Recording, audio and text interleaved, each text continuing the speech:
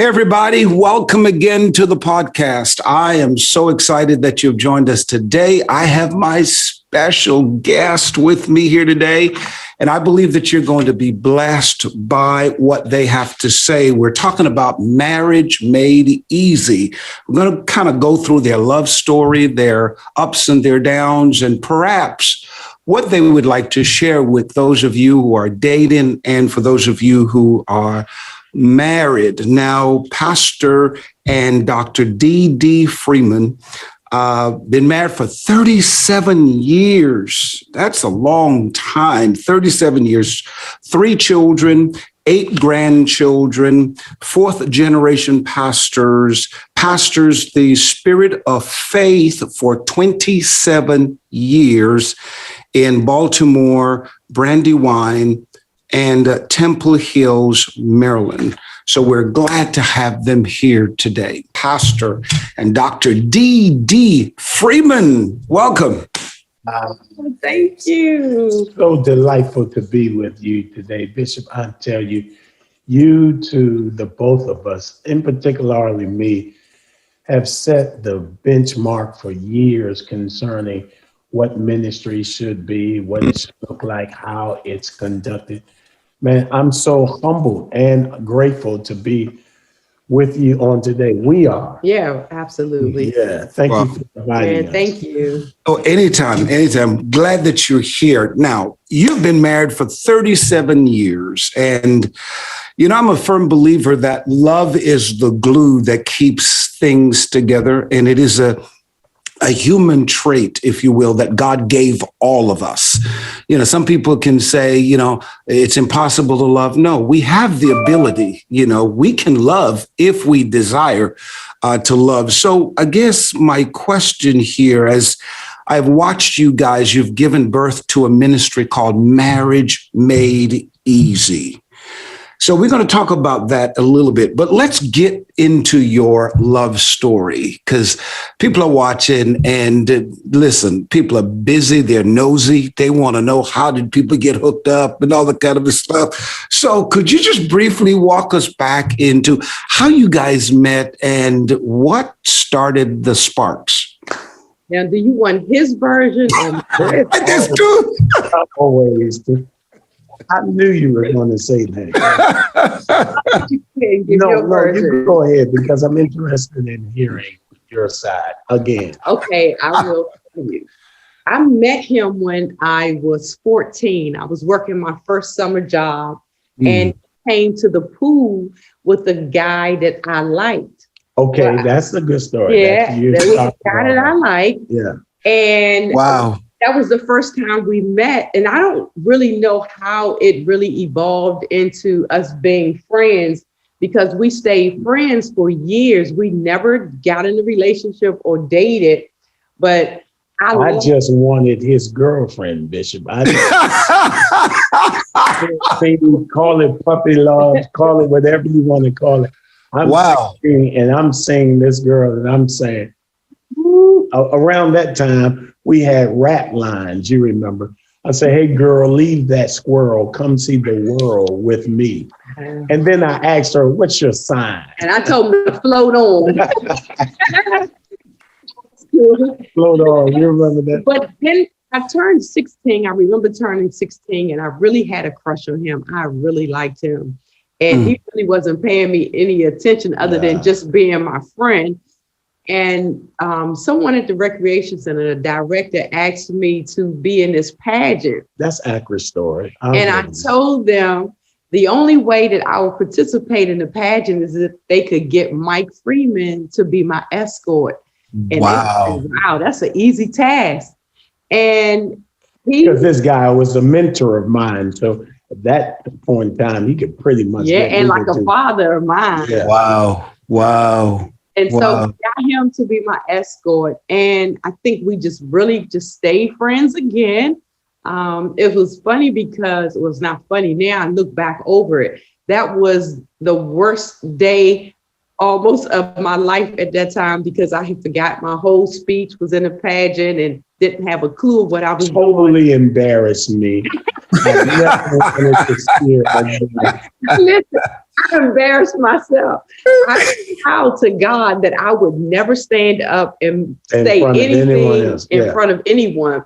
And when I came off the stage, I remember how he comforted me with just words encouraging me and telling me it was okay or whatever. You know, I really don't remember a lot, but I remember that moment making impact in my life. To this day, I look back and say, wow, he was a part of a transformation for me, seeing, you know, me make that vow to God and now being here in ministry and his wife, he helped develop me out of a vow that I made at 16.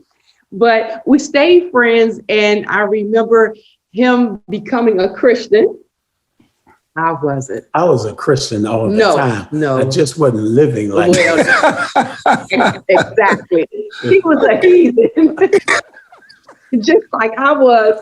And I remember he became a Christian and I wasn't. And he called me and said, hey, I'm saved. You know, I want to be married. Are you interested in being married? I'm like, no. He was liking somebody else. I'm like, you are telling the whole story. That's it. I'm like the woman with it's helping somebody. the whole truth, right? I mean, it's almost over. And I remember when it was New Year's night and I went to church, received Jesus for the third time. Came home, I was staying with my parents. I was 20. I think I was 20 or 21 at the time. And I came home. You were 20 at the time. And when I came in the living room, he was sitting in there talking to my mother at 1:00 in the morning. I'm saying, what are you doing here? But that night is when I realized that this would be my husband. I never thought I would marry him, especially after all of those years. Like, you didn't like me when I was really liking you. Like, go away. Who are you? What do you want? Right. And I realized that I was going to marry him. I called my girlfriend and said, yeah, I'm going to marry him. And she was like, what? I was like, yeah, I'm going to marry him. And 3 months later, he proposed. I didn't tell him. He proposed. Well, he begged me. Borderline threatened. Yeah, like three times. Either you marry me now, forget it. And I was like, And then here's the single part of it. And I believe this is where it would help and assist a lot of the singles. I wanted to live right, but I also wanted to have sex. This is true. I mean, and this girl would not give me any. She kept it locked until she got her. Wow. And it was interesting because. Well, I would like to say this, you know, for those of you that still may have not even had sex before you got married. I was not a virgin when I got married. I had just made a commitment. I had made a commitment. Right. Wow. Yeah, no, we're not doing that. I'm glad. Oh, go ahead, Bishop.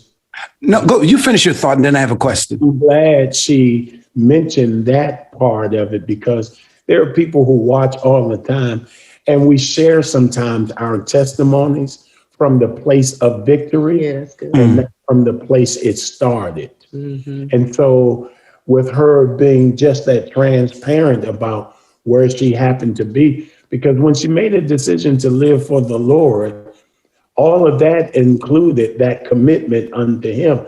And I, being fourth generation pastor, raised in the pastor's home, my daddy always told her, you better marry or you're going to burn. And I'm thinking, right, yeah, familiar with that. Yeah.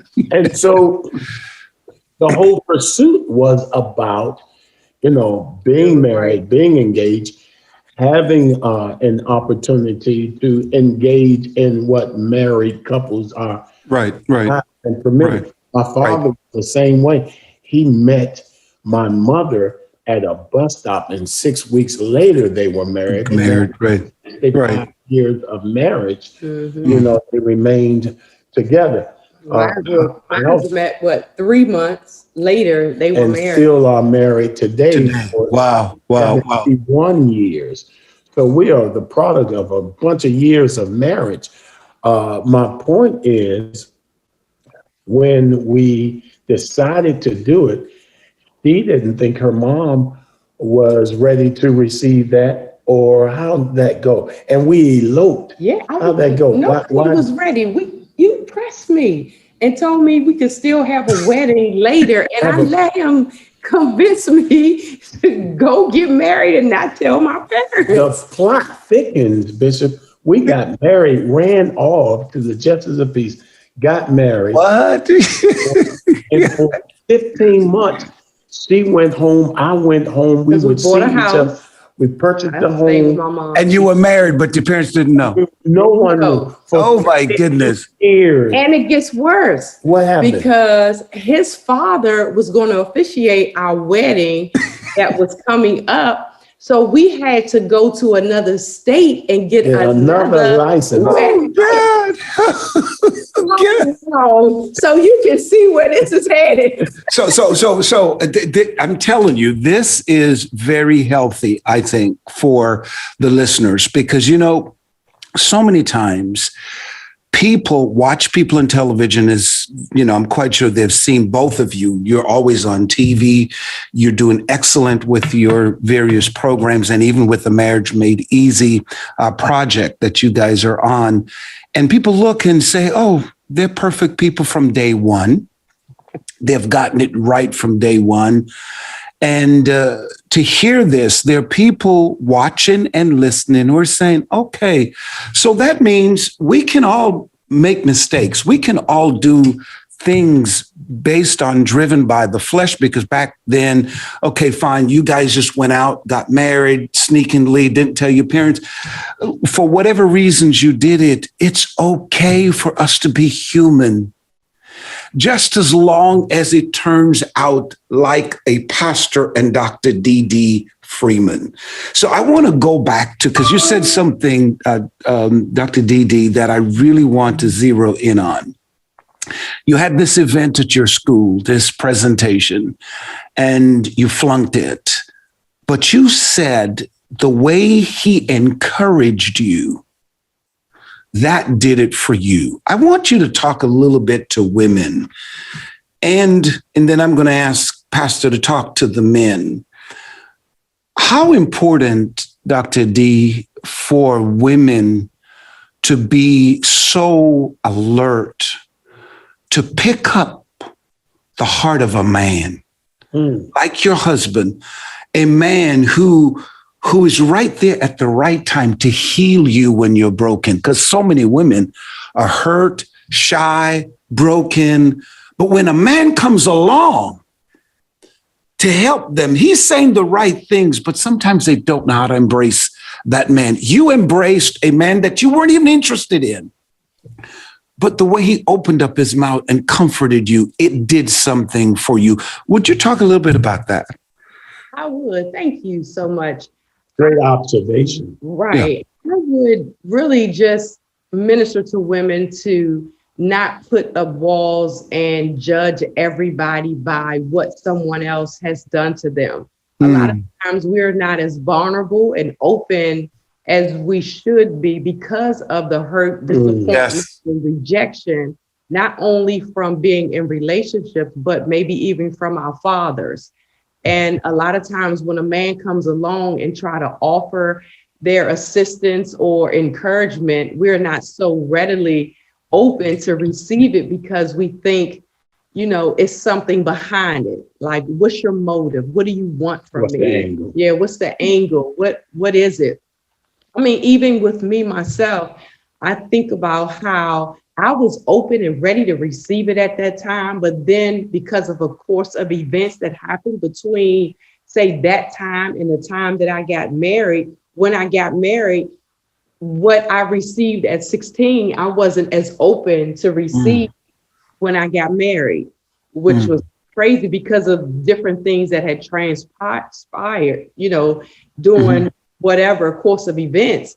And I remember my sister, my next to the older sister, coming to me and saying, hey, you're going to make it hard for your husband. And I'm like, what? She said, if you don't begin to receive, you know, him and what he has to offer you, stop being so independent. You're not going to make it, you know, in other words.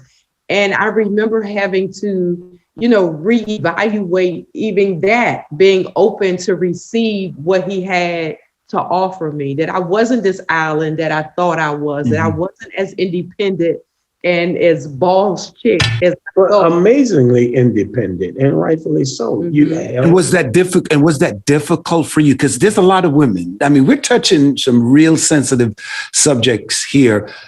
There's a lot of women so independent, and by right, okay, I get that. Gain your independence, you know, whether it's financially or emotionally. But was it hard for you being an independent woman, kind of like, you know, really, I don't need a man to make me? Was Yes, it hard it was. for you to just kind of just chill, break I'll down answer the walls? that. Yes. It was very difficult. It was very Borderline nefarious for me to deal with. And how did you handle that, Pastor? How did you handle that? I didn't very well at all. Her independence met my independence, and which started a very outlandish, livid, nefarious type of environment where I was bent on now having my way, and she was bent on now having her way. And I promise you, Bishop, in full disclosure, full transparency, man, it created Hades, hell in our home. Now, mind you, I'm born again, filled with the Spirit. filled with something.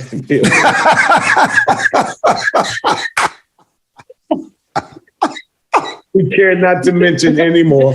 She's born again, filled with something. Something.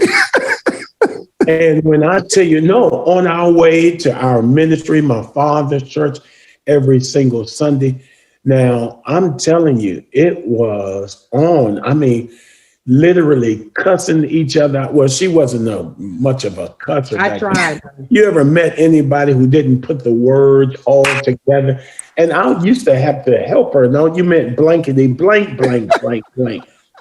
And I mean, driving up, we're on our way to the ministry. To your father's ministry. To my father's ministry.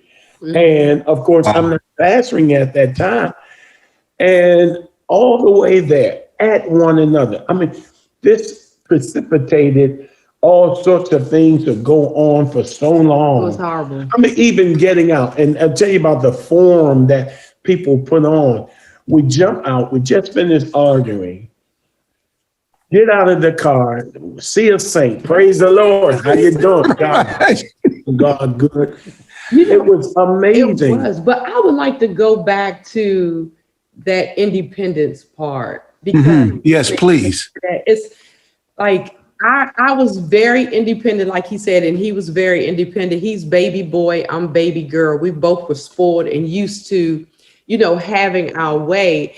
And because of that, we begin to try to break one another and to make each other fit into this mold that we had created, you know, for one another. And as a woman, it's typically, I mean, every relationship I've ever seen, the woman is the one who usually crumbles first. Where I begin to lose my self-esteem, self-respect, self-image, my value, my worth. It was like I just reduced myself to being nothing because I didn't properly know how to adapt and be flexible and agile coming into a marriage and knowing how to really properly submit to what God has placed in his life. Because I was raised in a secular environment, my father didn't raise me to, you know, honor a man or submit to a man. He had 5 girls. And but so he was committed to marriage. He was committed to marriage, but I couldn't come in with my ideology of marriage to make it work in this home because he came with another perspective. 2 different worlds. 2 different worlds. Wow. And so it was horrible. So I would really suggest to women that are independent now, that are running their own businesses, that are out here making it happen, to make sure that they are in alignment with the word of God, submitting to Holy Spirit now, acknowledging him in all of their ways. So when they get married, it won't be as difficult. You know, they are asking God, okay, God, should I go and buy a car? God, what do you think about this? It's like, because they're so used to acknowledging Father, when they get married, it won't be a thing to say, hey, babe, what do you think about this? Right. Let's work together. But people don't correlate being led by the Spirit and being led by a husband. That's good. This is so healthy, what you both are sharing on this platform. And, those of you who are watching and you're listening, please, I need to hear your comments, because I think Dr. D is talking to you women. And of course, Pastor is sharing with the men. We're going to hear his side, in depth a little bit more. But I really need the listeners and those of you who are watching on Spotify, Apple, perhaps on the internet, focus in on what you're hearing, especially for women, because this is so important. What Dr. D is saying, women, it's okay to thrust your trust in God. Come on. First. Come on. Release yourself in God. What she's saying, when she finally said, okay, even though my background is saying, hey, girl, stand up for yourself, don't let no man tell you what to do. She went to God and submitted herself to God. Then it was easier now to submit to the headship of God. That's the man that he placed in the home. And it doesn't mean, Dr. D, that women should lose their identity, right? It just means you're submitting to the order of God, because so many women are hurting their destiny. Women who are wonderful, great, and have gotten good men, but they screw it up because of that attitude, that unwillingness to submit, because they think when they submit, they lose their identity. Ooh, that's good. No, that's good. Definition. They should have stayed single. You have to, because notice the scripture says, he who finds a wife finds a good thing. It didn't say he that finds a woman.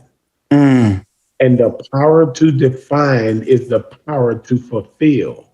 And whatever you can't properly define, you will never be able to carry out. Right. What are we talking about when we're talking about a wife? So as this woman is transitioning, even in her singleness, he's looking for wife material. So she has to have relationship with Holy Spirit and to literally submit herself in that respect. And that's what she discovered.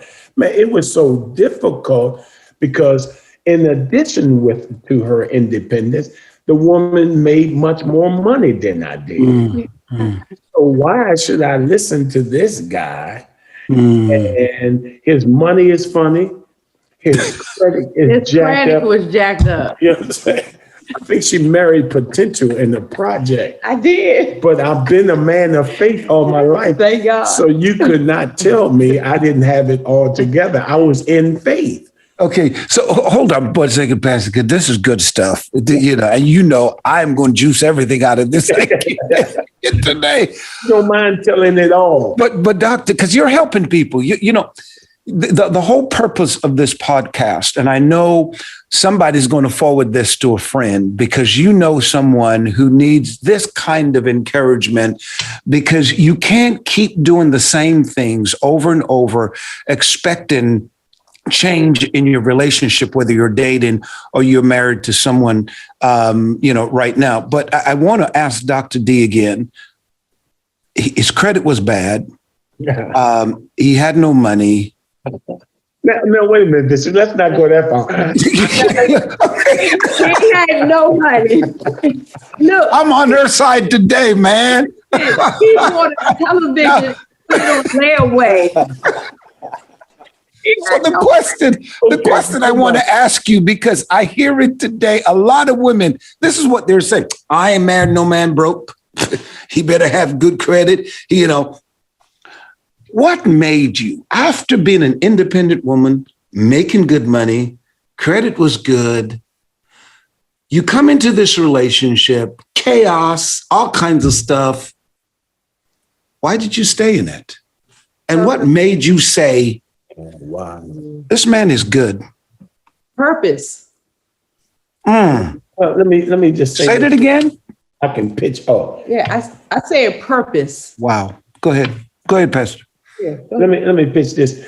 Again, her parents have been married. He's 91. We all live together. He's 91. Mom is 88 years old today. They've been married Mom is 89 this year. They've been married for 71 years this year. Mhm. She was so committed to the whole idea of Wow. the death do you part concept. Mhm. The command marriage is something that you do not get out of a life. It's still until death do you part. Now we know there are situations where people have divorce, but let's preach it here from the original intent of God. He hates divorce. Right. Moses gave permission. Jesus said, of course, because of the hearts and the hardness of their hearts. This woman was more committed to covenant than she was even concerned about her own pain. Right. Talk about it. Absolutely. But I do want to go back to That's there deep. were That's moments that I did want out. Like, let me out of here. I don't want to be in this. But I had to exalt something bigger than my pain. Wow. And so I had to exalt purpose. Like you said, we were committed to the idea of marriage, but it was bigger than just even the idea of marriage, because I saw marriage as what my parents went through was not a good picture for me. I had to look at purpose in marriage as far as God's purpose and original intent for our relationship. I think we began to communicate more and understand that we had ministry together, and we realized that our marriage was our ministry, and it was more people involved in it than just him and I. And when you reduce or deduce your attraction to just the two of you, it's easy to escape or to run. And innately or naturally, she has been a runner. Absolutely. She would not stay in the relationship and something looked like You should talk about yourself, though. Yeah, he's pointing at you all are teaming up on me. I have to defend myself. But naturally, Bishop, I promise you, this girl, one of our brother-in-law today, actually told her it's no sense of me meeting this guy because he's not going to be around long. Mm-hmm. She just didn't play that. Yeah. If in fact a cat wouldn't step up, it was just over.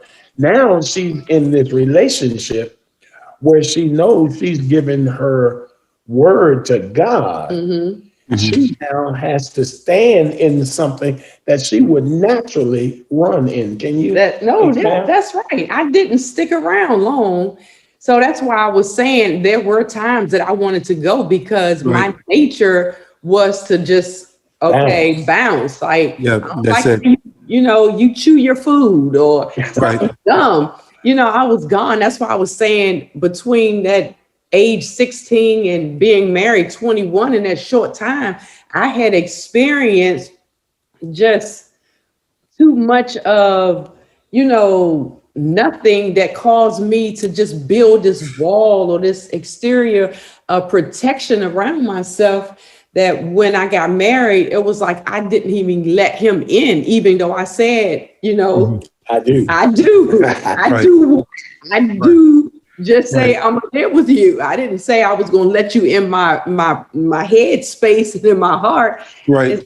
It was interesting, but I don't know what did you want me to share with it? No, that was perfect. But here's the thing,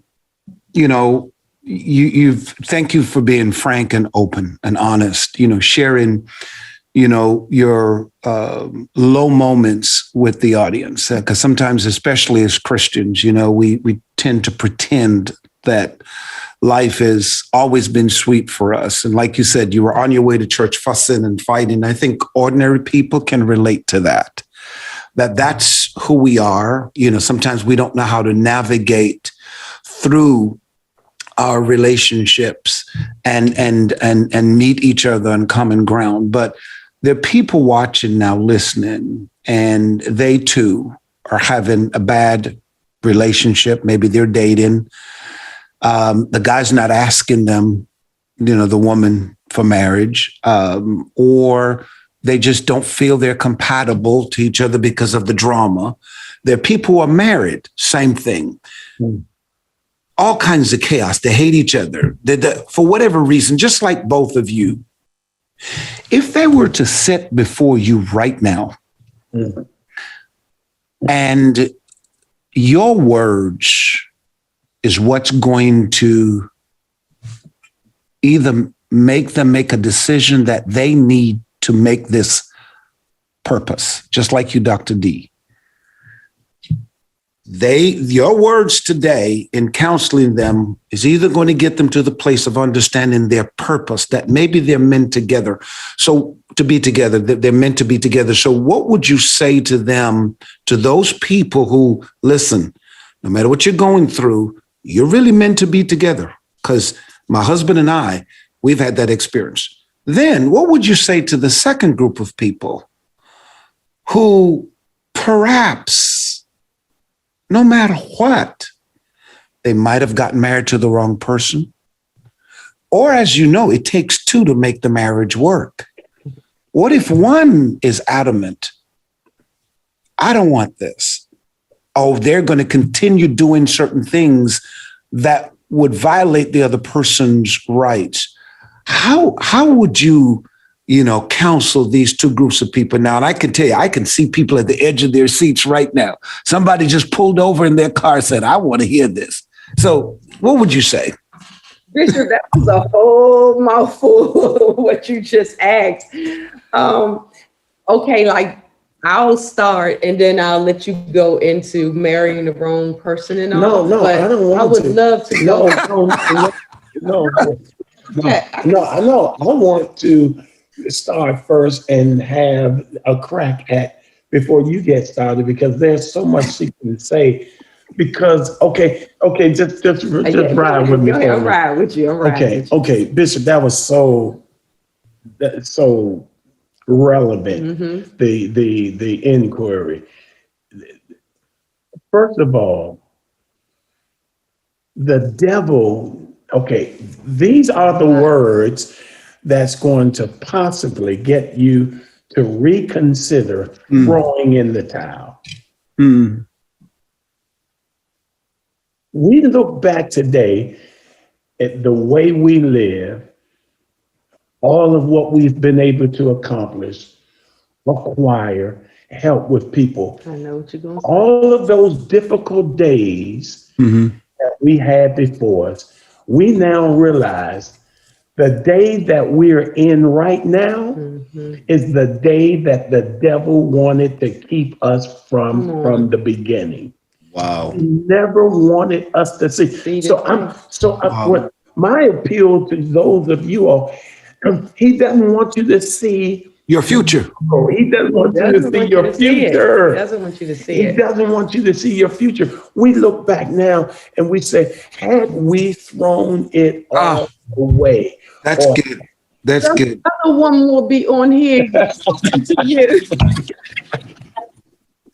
And this woman is living in the lap of luxury in every area of her life. Forget about the material things, the monetary things.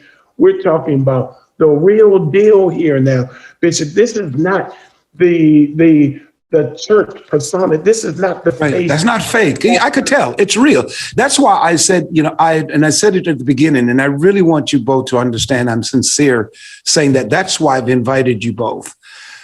Because I see that your relationship, your marriage is authentic.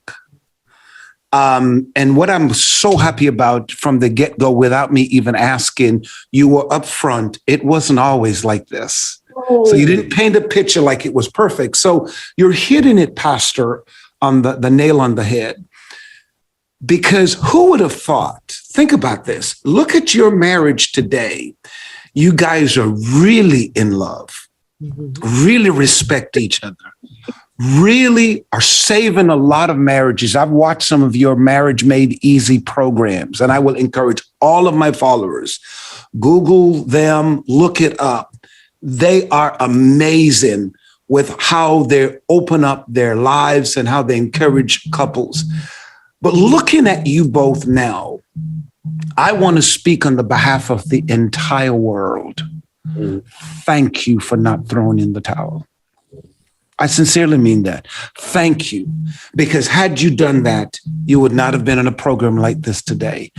Had you done that, there's a woman, there's a man watching, listening right now, wouldn't have the opportunity to see the other side of the coin, that maybe their marriage can work too. So I just wanted to throw that in, that as your wife said before, purpose. She saw this day coming. Look, I tell you what, this has been an incredible conversation.